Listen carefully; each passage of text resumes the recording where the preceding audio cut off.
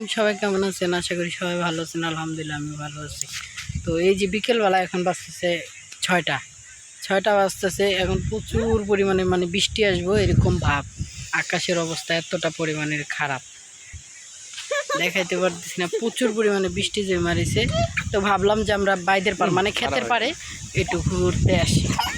এই যে এটা হলো ক্ষেত,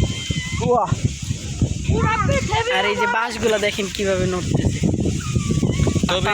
তবে একটা জিনিস সবসময় মনে রাখবেন আমরা জেনে যাই আমাকে পিছে পিছে বাস ধর পারে।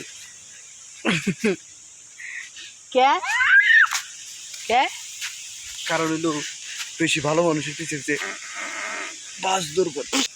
যাই হোক, একটু মজা করলো তাই, মুখ দিয়েই এটা একটা হাওয়া বের করলো।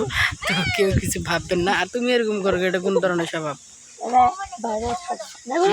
যে ভাইরাল, এগুলো হইলো মানুষের বাড়িঘর। তো আমরা খোলার পারে আসছি, ধান যে জায়গায় লাড়া দেয় সেই জায়গায় এসে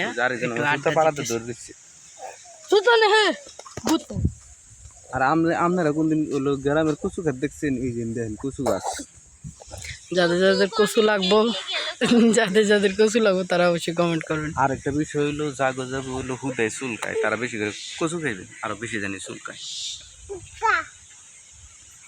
যাই হোক, সবাই ভালো থাকবেন, সুস্থ থাকবেন, টাটা, বাই বাই।